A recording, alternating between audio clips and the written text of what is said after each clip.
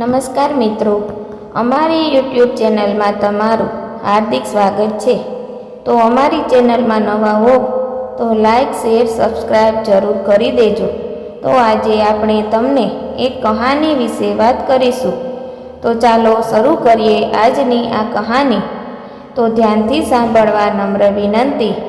ઘણા લોકો હંમેશા તેમના પૂર્વજો વિશે ઉત્સુક રહે છે, જેમ કે તેઓ કોણ છે અથવા તેઓ કેમ ગુસ્સે થાય છે, તેમના ગુસ્સાથી શું થાય છે, આ પિતૃદોષ શું છે।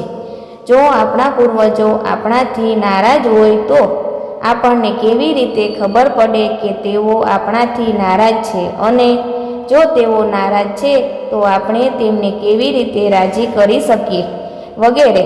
પિતૃ આપણા પૂર્વજો છે, જેનું ઋણ આપણા ઉપર છે, કારણ કે તેમને કોઈને કોઈ ઉપકાર આપણા જીવન પર કર્યો હોય છે।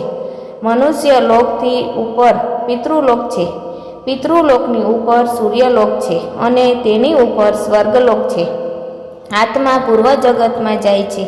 નિષ્ણાતો કહે છે કે ધાર્મિક ગ્રંથો અનુસાર જ્યારે આત્મા શરીર છોડ્યા પછી સૌથી પહેલાં ઉપર આવે છે, ત્યારે તે પિતૃલોકમાં જાય છે। આપણા પૂર્વજો ત્યાં જોવા મળે છે। જો તે આત્માને પુણ્ય કાર્યો કર્યા હોય તો આપણા પૂર્વજો પણ તેને વંદન કરે છે અને પોતાને ધન્ય માને છે કે આ વિશેષ આત્માએ આપણા પરિવારમાં જન્મ લઈને આપણને આશીર્વાદ આપ્યા છે। આનાથી આગળ આત્મા તેના ગુણના આધારે સૂર્યલોકો તરફ ગતિ કરે છે। જો આત્મા વધુ ગુણવાળો હોય તો તે આત્મા સૂર્યલોકમાંથી સ્વર્ગલોકમાં જાય છે, પરંતુ કરોડોમાં પણ કદાચ એક જ આત્મા ભગવાનમાં ભળી જાય છે, જેને ફરીથી જન્મ લેવો પડતો નથી, એટલે કે તેને મોક્ષ મળે છે। માનવ જગત અને પૂર્વજોની દુનિયામાં અનેક આત્માઓ પોતાની ઈચ્છા અને આ શક્તિને કારણે પોતાના પરિવારમાં ફરી જન્મ લે છે। પિતૃદોષ શું છે? જ્યારે આપણા આ પૂર્વજો સૂક્ષ્મ અને સ્થૂળ દેહથી પોતાના પરિવારને જુએ છે, ત્યારે તેઓને ખ્યાલ આવે છે કે તેમના પરિવારના લોકોને તેમની પ્રત્યે આદર છે કે નથી, તેમને પૂર્વજો પ્રત્યે પ્રેમ છે કે નથી, કોઈ પ્રસંગોમાં તેમને યાદ કરે છે કે નહીં, શું તેઓ તેમનું ઋણ ચૂકવવાનો પ્રયત્ન કરે છે કે નહીં। જો તેવું ન થતું હોય તો તે આત્માઓ દુઃખી થઈને તેમના વંશજોને પાપ આપે છે, શ્રાપ આપે છે, જેને પિતૃદોષ કહેવાય છે। પિતૃદોષ પૂર્વજોના ક્રોધને કારણે એવું માનવામાં આવે છે કે પિતૃદોષ એક અદ્રશ્ય બાધા છે। પિતૃદોષ નારાજ હોવાના કારણે આ બાધા આવે છે। પૂર્વજો નારાજ થવાના ઘણા કારણો હોઈ શકે છે, તમારા આચરણ, પરિવારના કોઈ સભ્ય દ્વારા થયેલી ભૂલ, શ્રાદ્ધ ન કરવું વગેરે, અંતિમ સંસ્કારમાં કોઈ ભૂલ વગેરેને કારણે પણ તે થઈ શકે છે। પિતૃદોષને કારણે કઈ કઈ સમસ્યાઓ થાય છે? આ સિવાય માનસિક હતાશા, ધંધામાં નુકસાન, મહેનત પ્રમાણે પરિણામ ન મળવું, લગ્ન કે દાંપત્ય જીવનમાં સમસ્યાઓ, કરિયરમાં સમસ્યાઓ, કે ટૂંકમાં વ્યક્તિ અને તેના પરિવારને જીવનના દરેક ક્ષેત્રમાં અવરોધોનો સામનો કરવો પડે છે। પિતૃદોષના કારણે ગ્રહોની સ્થિતિ, સંક્રમણ અને સ્થિતિઓ હોય છે, તો પણ અશુભ ફળ પ્રાપ્ત થતું નથી। દેવી દેવતાઓની ગમે તેટલી પૂજા કરવામાં આવે તો પણ પૂર્ણ શુભ ફળ પ્રાપ્ત થતું નથી। પિતૃદોષ બે રીતે અસર કરે છે, પહેલું અધોગતિવાળા પૂર્વજોના કારણે, બીજું ઉર્ધ્વગતિવાળા પૂર્વજોના કારણે। અધોગતિવાળા પૂર્વજોની ખામીના મુખ્ય કારણોમાં પરિવારના સભ્યોનું ખોટું વર્તન, અતૃપ્ત ઈચ્છાઓ, મિલકત પ્રત્યે લગાવ અને ખોટા લોકો દ્વારા તેનો ઉપભોગ, ગ્રંથ, લગ્નમાં પરિવારના સભ્યોના ખોટા નિર્ણય, પરિવારમાં કોઈ પ્રિય વ્યક્તિ હોય તો પૂર્વજો ગુસ્સે થઈ જાય છે, જ્યારે તેઓ જાય છે ત્યારે તેઓ તેમના પરિવારના સભ્યોને શ્રાપ આપે છે અને તેમની શક્તિથી નકારાત્મક પરિણામો આપે છે। સામાન્ય રીતે ઉર્ધ્વગામી પિતૃઓ પિતૃદોષ પેદા કરતા નથી, પરંતુ જો તેમનું કોઈ રીતે અપમાન થાય અથવા કુટુંબના પરંપરાગત રિવાજોનું પાલન ન થાય તો પિતૃદોષનું કારણ બને છે। તેમના દ્વારા ઉત્પન્ન પિતૃદોષના કારણે વ્યક્તિની શારીરિક અને આધ્યાત્મિક પ્રગતિમાં સંપૂર્ણ રીતે અવરોધ આવે છે. ગમે તેટલા પ્રયત્નો કરવામાં આવે, ગમે તેટલી પ્રાર્થના કરવામાં આવે, આ પિતૃદોષ તેમના કોઈ પણ કાર્યને સફળ થવા દેતો નથી. પિતૃદોષથી છુટકારો મેળવવા માટે સૌથી પહેલાં એ જાણવું જરૂરી છે કે કયા ગ્રહના કારણે અને કયા પ્રકારનો પિતૃદોષ ઉત્પન્ન થઈ રહ્યો છે. જન્મપત્રિકા અને પિતૃદોષ. જન્મપત્રિકામાં પિતૃદોષને લગ્ન 5મા, 8મા અને 12મા ઘરમાંથી ગણવામાં આવે છે. પિતૃદોષમાં પિતૃદોષ મુખ્યત્વે સૂર્ય, ચંદ્ર, ગુરુ, શનિ અને રાહુ, કેતુ ગ્રહોની સ્થિતિ પરથી ગણવામાં આવે છે. આ પૈકી દરેક પિતૃદોષમાં ગુરુ, શનિ અને રાહુની ભૂમિકા મહત્વની છે. આમાં પિતા કે દાદાને સૂર્યમાંથી, માતા કે દાદીને ચંદ્રમાંથી, ભાઈ કે બહેનને મંગળ અને પત્નીને શુક્રમાંથી ગણવામાં આવે છે. મોટાભાગના લોકોની જન્મપત્રિકામાં મુખ્યત્વે પિતૃદોષ ત્યારે જ થાય છે જ્યારે ગુરુ, શનિ અને રાહુ પીડિત હોય. તેથી વિવિધ ઉપયોગો કરવાની સાથે જો વ્યક્તિ પંચમુખી, સાતમુખી અને આઠમુખી રુદ્રાક્ષ પણ ધારણ કરે છે તો પણ પિતૃદોષ ઓછો થાય છે. આ ઉપયોગ ઝડપથી અસર કરે છે. પિતૃદોષ દૂર કરવા માટે આ રુદ્રાક્ષ ધારણ કરવા ઉપરાંત આ ગ્રહો માટે અન્ય ઉપાયો કરવા જેવા કે મંત્ર જાપ અને સ્ત્રોતોનો પાઠ કરવો પણ શ્રેષ્ઠ છે. વિવિધ ઋણ. પિતૃદોષ એવું માનવામાં આવે છે કે આપણા પર મુખ્યત્વે 5 ઋણ હોય છે. જો આપણે ઋણ નહીં ચૂકવીએ તો આપણને ચોક્કસપણે શ્રાપ મળે છે. આ ઋણ છે માતાનું ઋણ, પિતાનું ઋણ, માનવનું ઋણ, દેવનું ઋણ અને ઋષિનું ઋણ. પેલું માતૃત્વ ઋણ. માતા અને માતાની બાજુમાં તમામ લોકો, જેમાં માતા, મામા, પિતૃ, દાદી, પિતૃ અને તેમના 3 પેઢીના પૂર્વજોનો સમાવેશ થાય છે. કારણ કે માતાનું સ્થાન ભગવાન કરતાં પણ ઊંચું માનવામાં આવે છે. તેથી જો કોઈ વ્યક્તિ માતા પ્રત્યે અપશબ્દો બોલે છે અથવા માતાના પક્ષમાં મુશ્કેલી પહોંચાડે છે તો તેના પરિણામે તેને વિવિધ પ્રકારની પરેશાનીઓનો સામનો કરવો પડે છે. એટલું જ નહીં, આ પછી પણ પરિવારમાં પેઢી દર પેઢી વિવાદ અને દુઃખનું ચક્ર ચાલુ રહે છે. બીજું પૈતૃક ઋણ. બાબા, તાવ, કાકા, દાદા, દાદી અને અગાઉની 3 પેઢીઓ જેવા પિતા તરફથી લોકોનો શ્રાપ આપણા જીવનને અસર કરે છે. બાપ આપણને આકાશ જેવો આશ્રય આપે છે. તે આખી જિંદગી આપણું ધ્યાન રાખે છે અને છેલ્લી ઘડી સુધી આપણા બધા દુઃખ સહન કરે છે. પણ આજના ભૌતિકવાદી યુગમાં શું નવી પેઢી પોતાના પિતાને માન આપે છે? પૂર્વજો પ્રત્યેની ભક્તિ એ મનુષ્યનું કર્તવ્ય છે. જો તેઓ આ કર્તવ્યનું પાલન નહીં કરે તો નવી પેઢીએ તેમનો શ્રાપ સહન કરવો પડશે. આમાં ઘરમાં આર્થિક અભાવ, ગરીબી, નિઃસંતાનના બાળકને વિવિધ પ્રકારની પરેશાનીઓ અથવા બાળક જીવનભર અપંગ રહે છે અને પીડાય છે વગેરે. ત્રીજું દેવઋણ. માતા પિતા પ્રથમ દેવતા છે, જેના કારણે ભગવાન ગણેશ મહાન બન્યા. આ પછી અમારા પ્રિય ભગવાન શંકરજી, દુર્ગા માતા, ભગવાન વિષ્ણુ વગેરે આવે છે, જેમને આપણો પરિવાર અનુસરે છે. આપણા પૂર્વજો પણ પોતપોતાના પરિવારના દેવી દેવતાઓમાં માનતા હતા, પરંતુ નવી પેઢીએ તેમનો સદંતર ત્યાગ કર્યો છે. આ કારણોસર ભગવાન કુળદેવી, કુળદેવતા તેમને વિવિધ પ્રકારની મુશ્કેલીઓ, શ્રાપ આપીને તેમને હાજરીથી વાકેફ કરે છે. ચોથું ઋષિ ઋણ.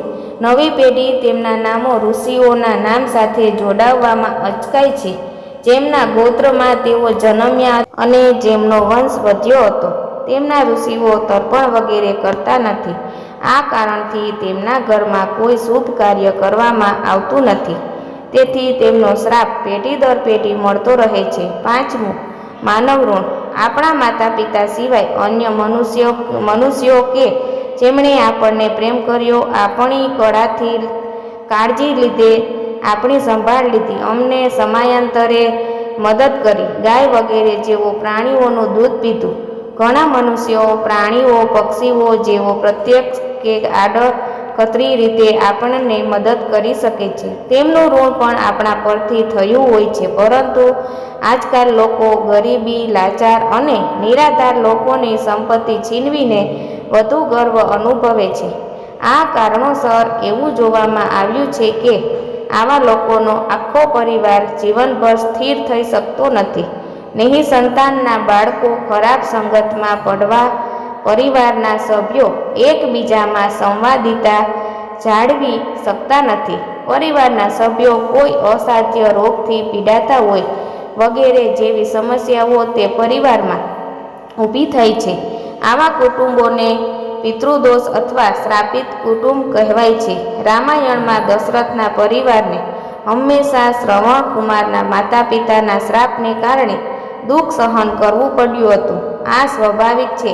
તેથી પરિવારની પ્રગતિ માટે પિતૃદોષ દૂર કરવો ખૂબ જ જરૂરી છે.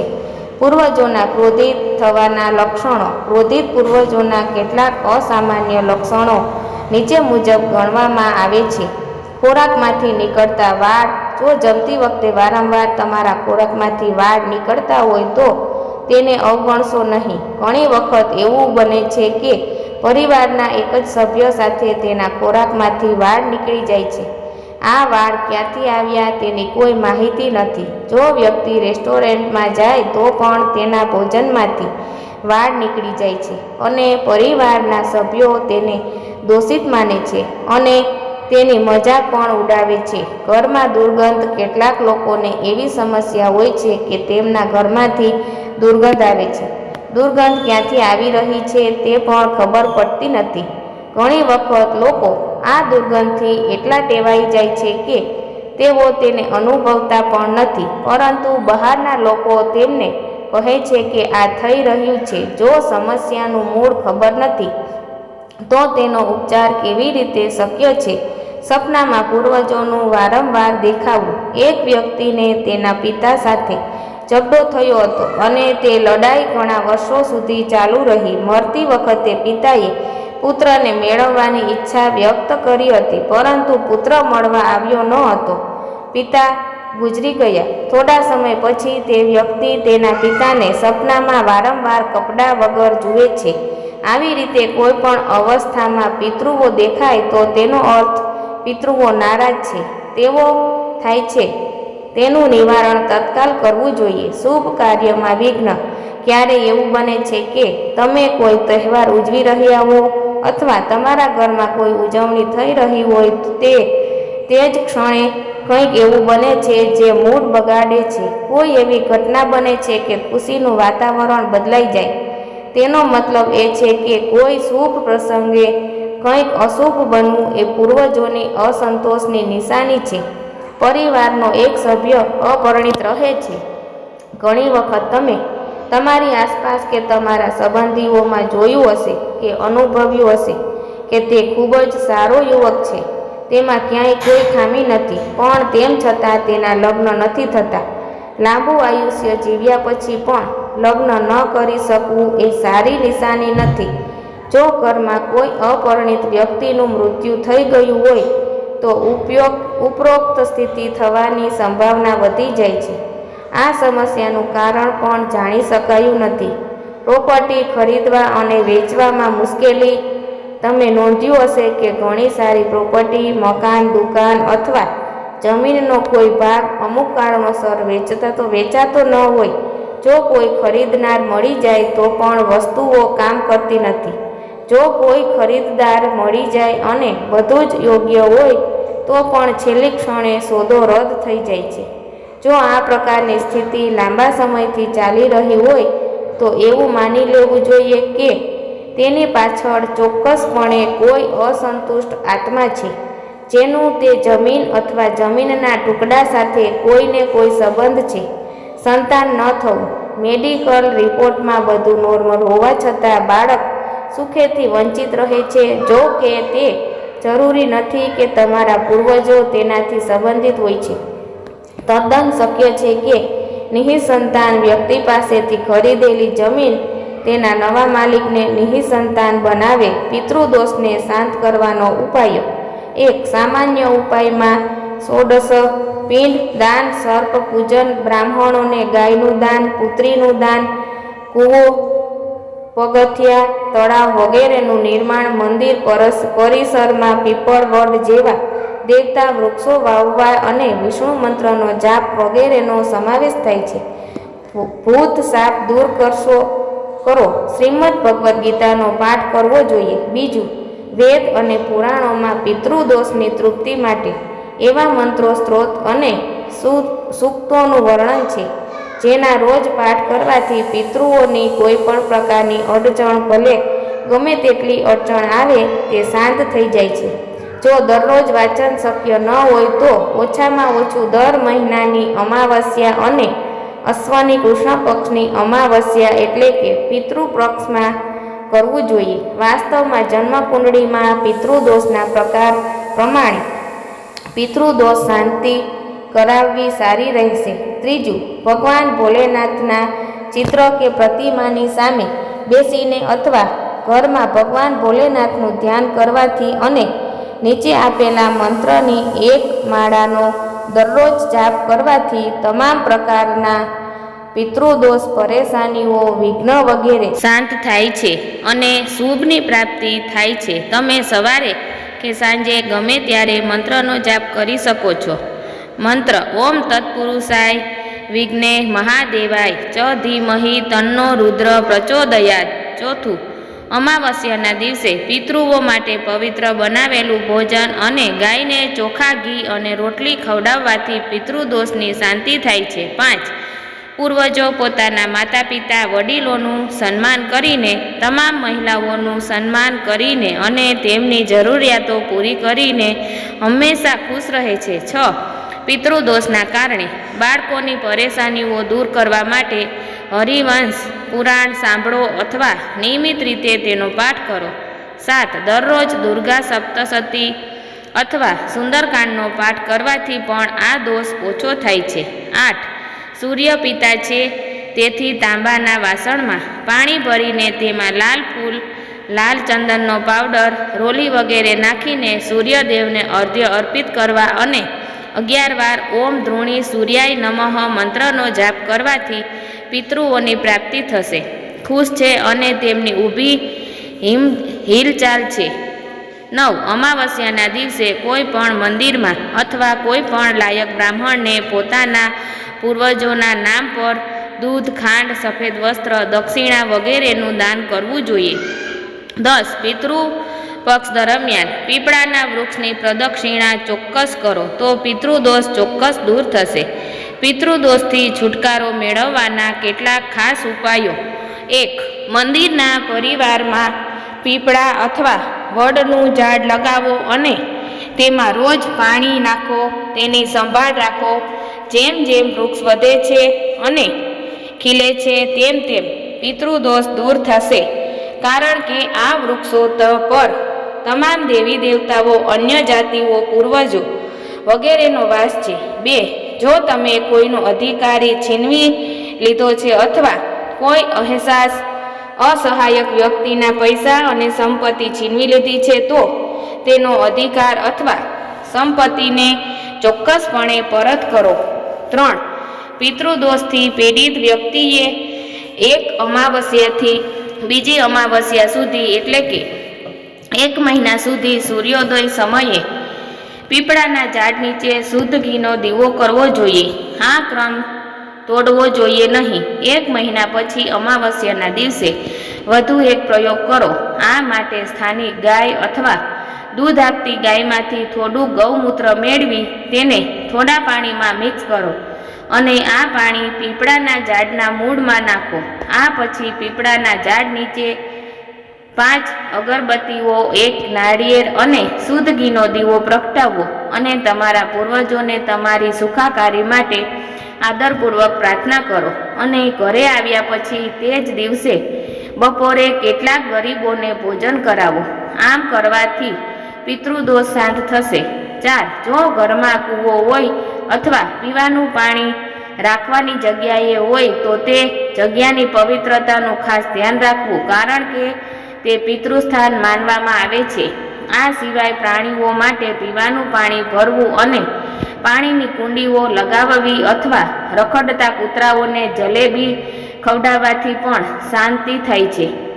5. પિતૃદોષના કારણે ઘણી તકલીફો હોઈ સંતાનની ખોટ કે સંતાનને કોઈ પણ તકલીફ હોય તો કોઈ શુભ સમયે તમારા પૂર્વજોને પ્રણામ કરો અને તેમની પાસે વ્રત માટે પ્રાર્થના કરો અને કોઈ પણ અપરાધની ક્ષમા માગો. તમે જાણતા અજાણતા કરો છો ત્યારબાદ ઘરે અથવા શિવ મંદિરમાં પિતૃ ગાયની ગાયત્રી મંત્રનો 1,25,000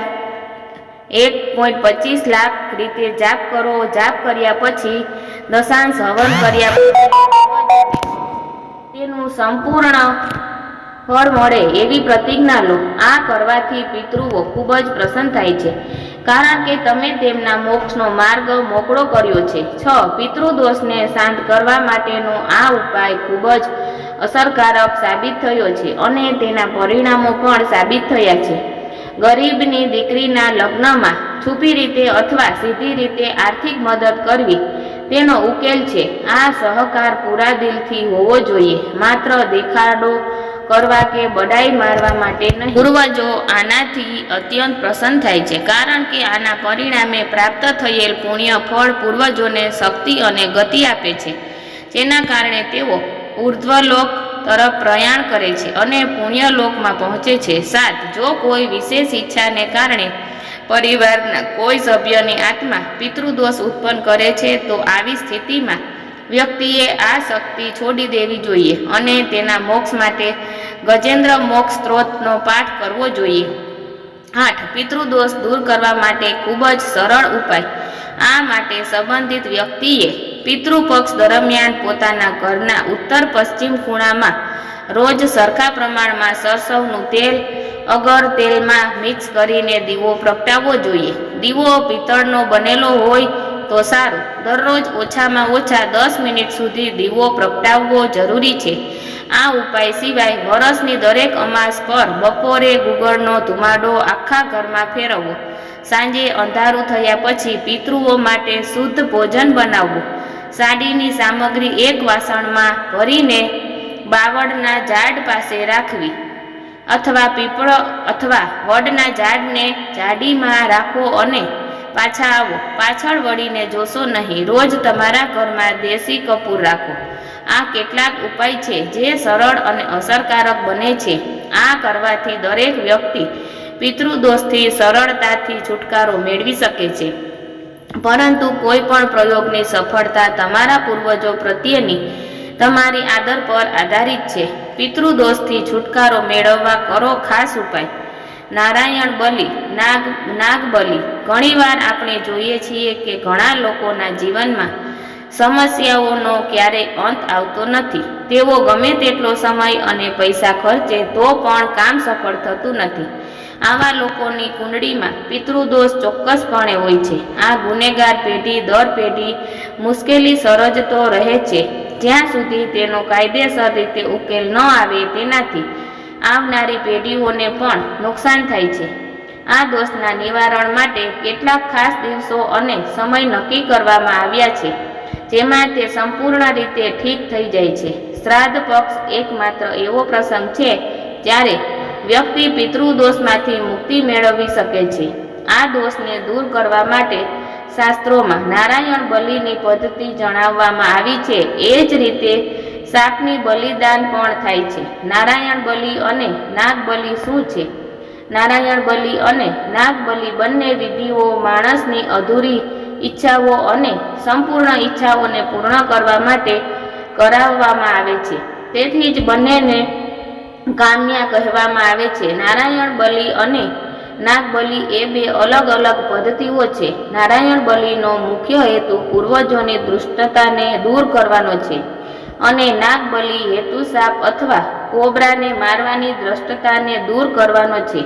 આમાંથી કોઈ પણ એક પદ્ધતિ કરવાથી ઉદ્દેશ્ય સિદ્ધ થતું નથી, તેથી બંને એક સાથે કરવા પડશે. આ કારણોસર કરવામાં આવે છે. નારાયણ બલિ પૂજા પિતૃદોષ એવા પરિવારની ભાવિ પેઢીઓમાં ઉદ્ભવે છે કે જેના સદસ્ય અથવા પૂર્વજોનો યોગ્ય રીતે અગ્નિ સંસ્કાર થયો નથી, પિંડદાન અને તર્પણ કરવામાં આવ્યું છે. આવા લોકોનું આખું જીવન દુઃખદાયક રહે છે. સિવાય કે પિતૃદોષ માટે નારાયણ બલિ વિધિ કરવામાં આવે છે. ભૂત પ્રેતના કારણે થતા દર્દને દૂર કરવા માટે નારાયણ બલિની પૂજા કરવામાં આવે છે. પરિવારના એક સભ્યનું આકસ્મિક મોત થયું છે. આત્મહત્યા, પાણીમાં ડૂબી જવાથી, આગમાં સળગી જવાથી કે અકસ્માતમાં મૃત્યુને કારણે આવી ખામીઓ ઊભી થાય છે. આ પૂજા શા માટે કરવામાં આવે છે? પિતૃદોષના નિવારણ માટે નારાયણ બલિ, નાગ બલિ અનુષ્ઠાન કરવાની શાસ્ત્રોમાં જોગવાઈ છે. આ કામ કેવી રીતે અને કોણ કરી શકે તેની સંપૂર્ણ જાણકારી હોવી પણ જરૂરી છે. આ કાર્ય દરેક વ્યક્તિ કરી શકે છે જે તેના પૂર્વજોના આશીર્વાદ મેળવવા માંગે છે. જે લોકોના માતા પિતા હયાત છે તેઓ પણ આ વ્યવસ્થા કરી શકે છે. સંતાન પ્રાપ્તિ, સંતાનની વૃદ્ધિ, ઋણમાંથી મુક્તિ અને કામમાં આવતી અડચણો દૂર કરવા માટે આ વિધિ પત્ની સાથે કરવી જોઈએ.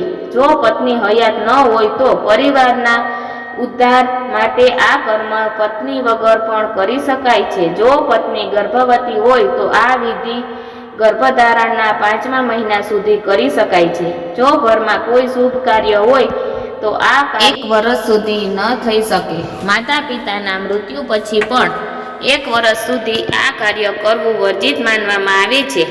નારાયણ બલિ, નાગ બલિ ક્યારેય ન કરી શકાય. ગુરુ અને શુક્રના અસ્ત થયા પછી નારાયણ બલિની પૂજા કરવી જોઈએ નહીં.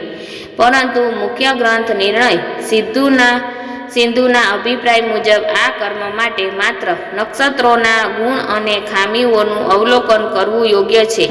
નારાયણ બલિ અનુષ્ઠાન માટે ધનિષ્ઠા, પંચક અને ત્રિપદા નક્ષત્ર નિષેધ માનવામાં આવે છે. ધનિષ્ઠ નક્ષત્રમાં છેલ્લા 2 તબક્કા સતરક, પૂર્વા ભાદ્રપદ, ઉત્તરા ભાદ્રપદ અને રેવતી આ 4.5 નક્ષત્રોને ધનિષ્ઠ પંચક કહેવામાં આવે છે.